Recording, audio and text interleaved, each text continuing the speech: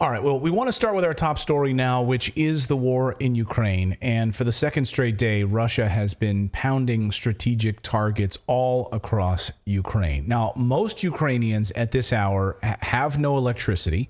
They have no running water. Four electrical substations out of service in Lviv, South Ukraine. Restoration is going to take months there, according to the city mayor. And that's the same situation all over Ukraine at this hour. This is in response to the terrorist attack on the Kerch Bridge in Crimea over the weekend. Russian officials from the Ministry of Defense said that all targets were neutralized yesterday, and that if other terrorist attacks were carried out, they would strike again. So what happened? Well, let's bring in Colonel Douglas MacGregor. He's a former senior advisor to the Secretary of Defense in the United States. He's a renowned author on military strategy. He's one of the keenest intellects on the grand global chess game that we're now facing. He's also one of the few people actually telling the truth about this war. Colonel, welcome to the show. Thank you so much for joining us here on Redacted. Glad to be with you. Yeah.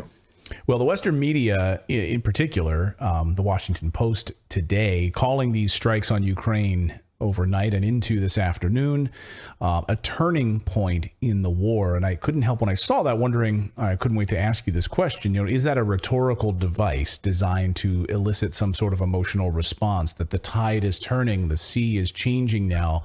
Are we truly at a turning point? And if so, which way is this thing turning?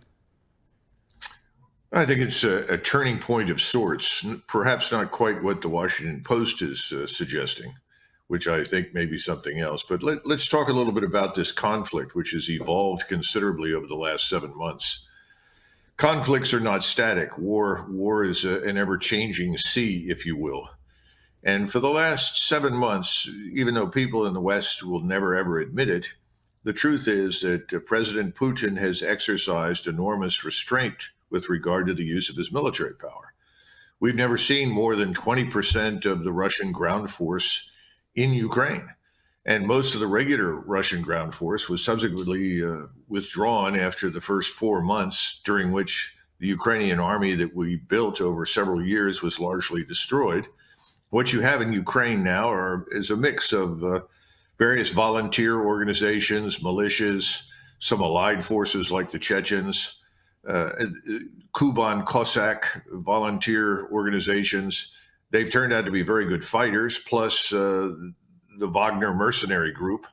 It's also turned out to be very effective on the ground. But the real Russian army, with its combat forces, has largely pulled out of the fight. I thought they would come back in August, but apparently the decision was made not to do that. And what's happened now, I think, in the Kremlin is that Mr. Putin and his advisors have all concluded there's no chance of negotiating an end to this conflict. I think he really clung to that hope, even in the middle of April, when it was clear that we in London would not permit Zelensky and Kyiv to make any sort of compromise, to accept neutrality, for instance, off the table. So now we're dealing with a different Russia. And what you saw yesterday in 3 waves were 202 missiles and loitering munitions attacking specific targets all over Ukraine. This is something that they've always been able to do. They have the precision-guided munitions and missiles, just as we do. This time, they not only hit so-called critical infrastructure, they also hit the secret police headquarters of the Ukrainian state, which is a notorious organization engaged in murdering people and forcing people into enemy gunfire at gunpoint, recruiting at gunpoint. But they also hit a number of analyst cells, places where people are putting together intelligence pictures. In other words, they've signaled that there's nothing happening in Western Ukraine that Moscow doesn't know about. And they've also signaled there's nothing over there they can't reach and destroy.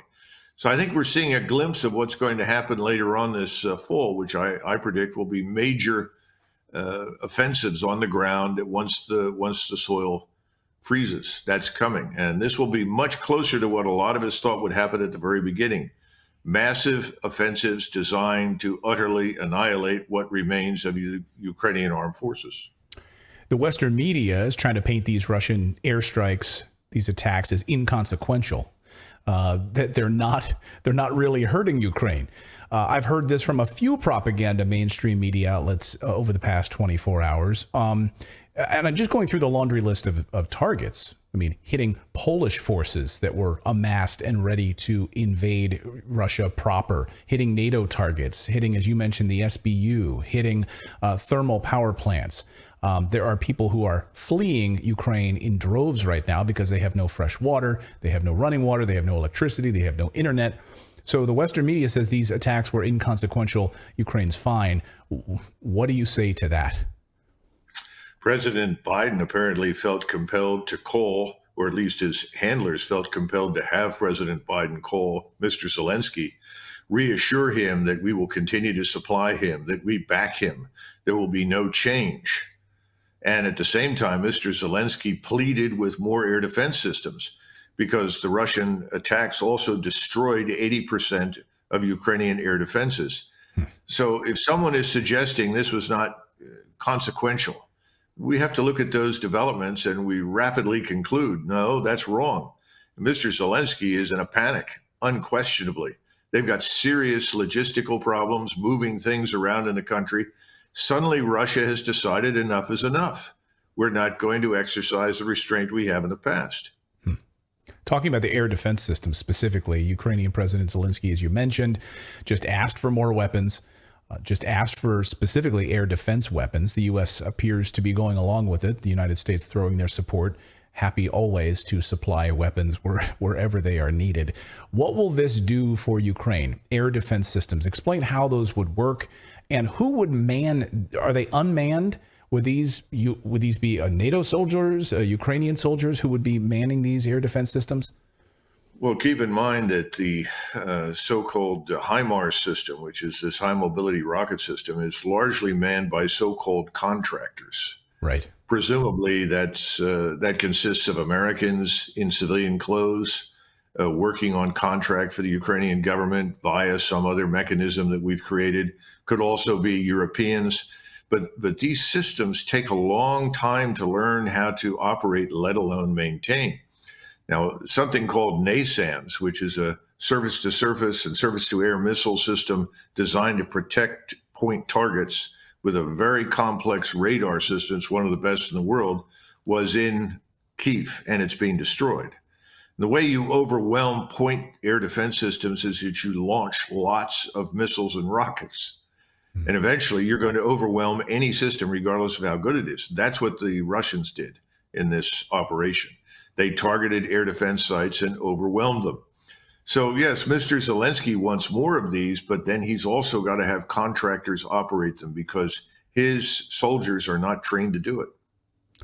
So where do NATO forces play in the rest of this? Now, if we talk about this turning point, this decimation of the Ukrainian military, I've heard, you talk about this before, but you're eliminating their best soldiers, whatever's left of the Ukrainian military, as they're being drawn out, they're being eliminated.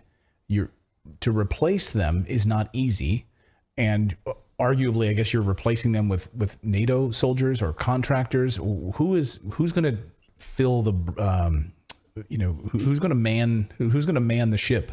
Once the rest of the Ukrainian army is destroyed? Well, the people engaged in direct fire combat on the ground are Ukrainians. Now, there are reports of large numbers of Polish soldiers in Ukrainian uniform making up for losses that occurred over the last few months. Because, as you point out, most of Ukrainians' best forces are gone. They've been killed or wounded. Ukrainians have lost roughly 100,000 dead, perhaps 2, 3, even 400,000 wounded. Wow. They started out with an army of 600,000. Remember, we spent 8 years building this army up with the express purpose of attacking Russia. That's what it was designed to do. That's why the Russians attacked it. And ultimately, we wanted to put missiles into eastern Ukraine with which we could threaten Russia. So again, eastern Ukraine had to be neutralized, and that's why the Russians intervened. But the Russians, as I pointed out earlier, have always exercised great restraint because, first of all, this is another Slavic country, another Orthodox Christian Slavic country. They're not interested in killing large numbers of people. They didn't want to destroy a lot of infrastructure. The areas where Russian forces are sitting in southern and eastern Ukraine were already Russian. They simply wanted to guarantee equal rights for the Russians in Ukraine with other Ukrainian citizens. That was the point of the Minsk agreements, which were never honored. So the bottom line is, at this point, you're looking at cannon fodder. People without much training being rounded up, put into uniform, handed an AK-47, put behind machine guns, whatever else, put into tanks and armored fighting vehicles. Do they get training? Some have had good training, but the vast majority haven't had much. So the casualties have been very high.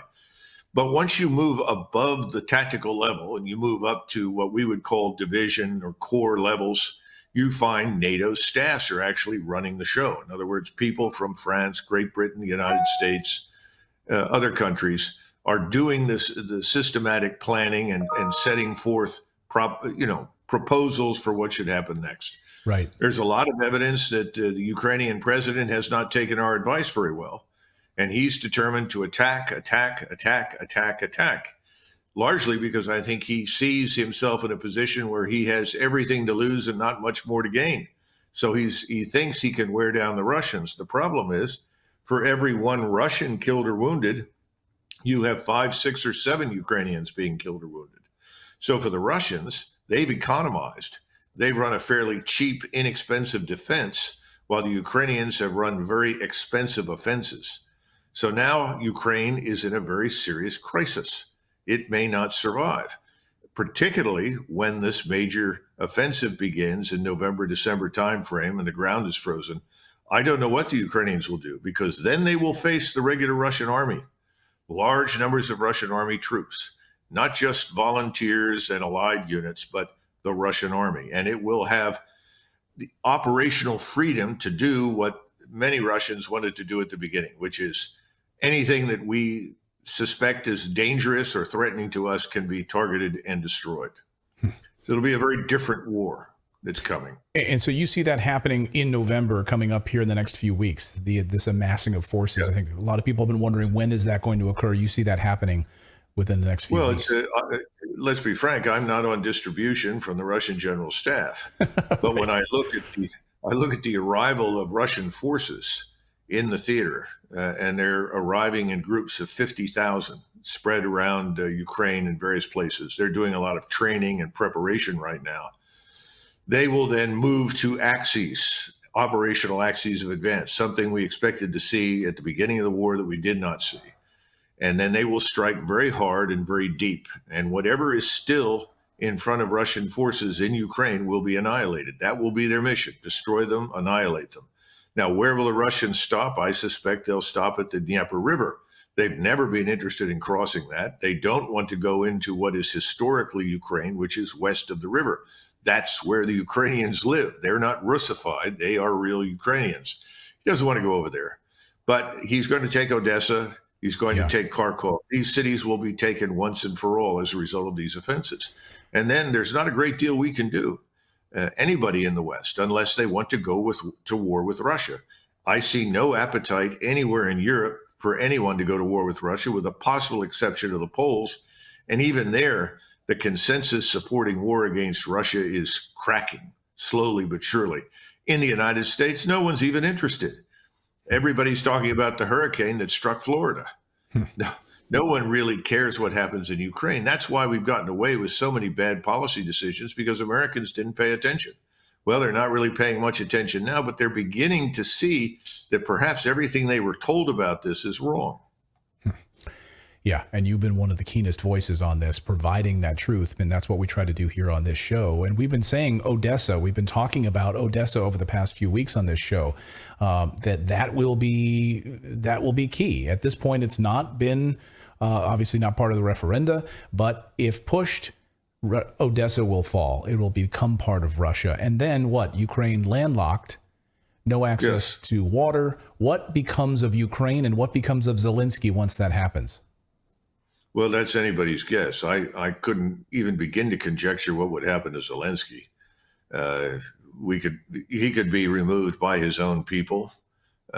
He could simply get onto an aircraft and fly to one of his mansions in Miami or Venice or somewhere else that have been provided to him. I have no idea.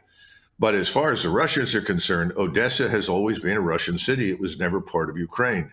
The same thing is true for Kharkov. These were Russian cities from the very, very beginning, and they were Russian speaking. Now, that doesn't mean Ukrainians haven't moved in there, and they have in many cases. In Odessa, for instance, almost 50% of the population now consists of Ukrainians because they pushed a lot of Russians out.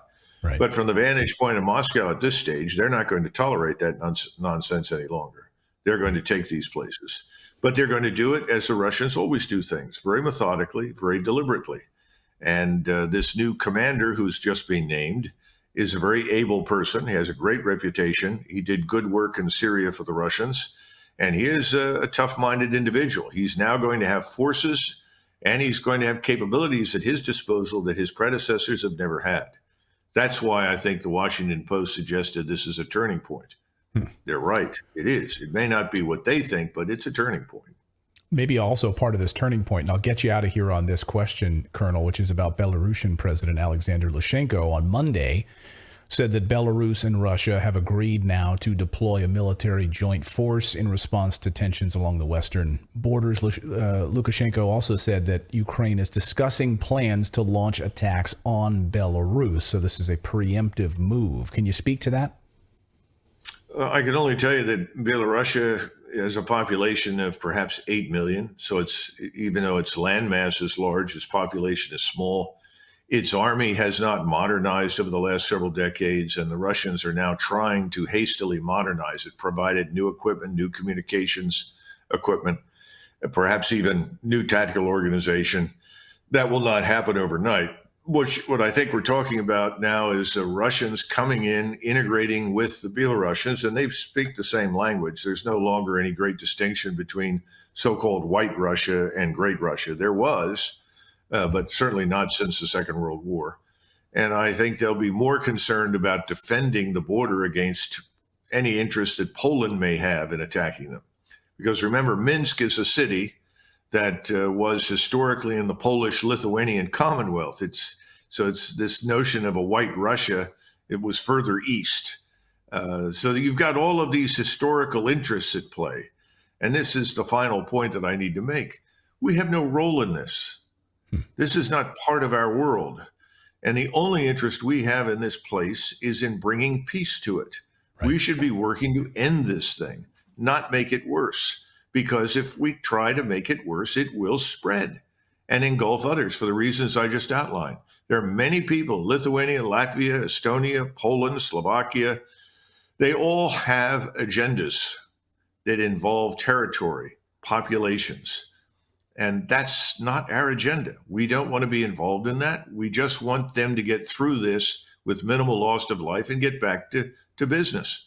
And if you're going to argue, well, the Russian army is too small and too incompetent to threaten anyone, but on the other hand, that Mr. Putin harbors the ambition to conquer Europe and invade NATO, you can't have them both ways. Right. So the point is, no, there's no interest in attacking NATO, and there's no interest in a war with NATO. We should recognize that and find as quickly as possible a solution that people can live with. It won't be as good as it would have been several months ago. Ukraine is going to look at the loss of territory.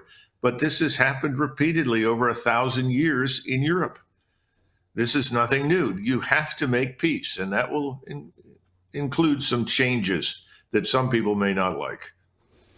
Well, we've been calling for peace on this show from the very beginning, and I think absolutely right now would be a wonderful time for them to come back to the table and say, enough is enough. Enough is enough. Yes. I agree with you on that. Colonel, great to see you. Thank you so much for joining us. We hope you will come back on the show. We hope it may, perhaps it's under better circumstances. Sure. Great to talk with you. Thank you. Thanks, Colonel. Bye-bye. So thanks to the Colonel for joining us there. And, you know, it's interesting. His analysis is, I think, spot on. And so we, over the next few weeks, are going to see a massive move by Vladimir Putin. So we'll be watching that very, very closely over the next few weeks into November. It is interesting to see, though, over the past few hours and past 24 hours, what the deep state cabal really wants. You just read the front page of Drudge, which is basically like a mouthpiece for the Biden administration, calling for all-out war. Yes. With Putin. I mean, that's exactly what the deep state cabal wants right now. They want full-scale war, and you're seeing now the battle lines being drawn. And there's an opportunity. I see, like the conservative leader in Canada tweeting out support for NATO. So you're seeing, like, really, you're seeing these deep staters, these globalists, who are continuing to push for an escalation of this war. And that's why today we saw Tulsi Gabbard come out. So Tulsi Gabbard, Democrat, coming out, former presidential candidate, and she left the Democratic Party today officially by saying that she can't support these deep state globalists anymore who are warmongering, pushing for an endless war. Listen to what Tulsi Gabbard had to say. I can no longer remain in today's Democratic Party that's under the complete control of an elitist cabal of warmongers who are driven by cowardly wokeness, who divide us by racializing every issue and stoking anti-white racism, who actively work to undermine our God-given freedoms that are enshrined in our Constitution, who are hostile to people of faith and spirituality, who demonize the police but protect criminals at the expense of law-abiding Americans, who believe in open borders, who weaponize the national security state to go after their political opponents, and above all, who are dragging us ever closer to nuclear war. Now, I believe in a government that's of the people, by the people, and for the people. Unfortunately, today's Democratic Party does not. Instead, it stands for a government that is of, by, and for the powerful elite. Now, I'm calling on my fellow common sense, independent-minded Democrats to join me in leaving the Democratic Party. If you can no longer stomach the direction that the so-called woke Democratic Party ideologues are taking our country, then I invite you to join me. Ouch. All right. I mean, it's going to be open season on her now. It already was. They were already extremely uncomfortable with her straight shooting. And now they're just going to be able to sort of take her out with the trash and say she doesn't speak for us. We don't care about her, right? Oh, she'll get vilified. Yes, absolutely. But this will make it easier for them. But she still has a strong platform, and she is willing to say, I don't vote for laws that ultimately hurt people and help the elitist. And she knows exactly how it works, and she's not wrong. We've got 4 weeks until the election in the United States of America for the midterm election. You are going to see, this is why, guys, pay attention. Pay attention to what's happening right now. They are ramping up. They are trying to lead us towards a nuclear war with Russia. They are trying to use this. In fact, we got word that the Biden administration was trying to push the Saudis on this oil issue and asking them basically to hold their decision on cutting these 3 million barrels of oil until after the American election. That's what the Biden administration has been pushing for. So, hey, help us politically. Don't raise gas prices. Wait till after the election. When we win, then go ahead and cut all the oil barrels you want, and then raise our oil prices. Well, yes, but there's a 40-year precedence of the United States and Saudi Arabia working together to even put petrodollar recycling in the United States dollar currency so that the United States could print money in order to pay for things all around the world. So they've been buds for so long. I think what they're so shocked is that they're not willing to do it now after sort of a 40-year relationship. It was so cozy for so long that, you know, it's kind of like when you've had one of those friends who stands up to you. It's like your Crab and Goyle stand up to you and you're Malfoy. You're like, what just happened? You just got punched in the face.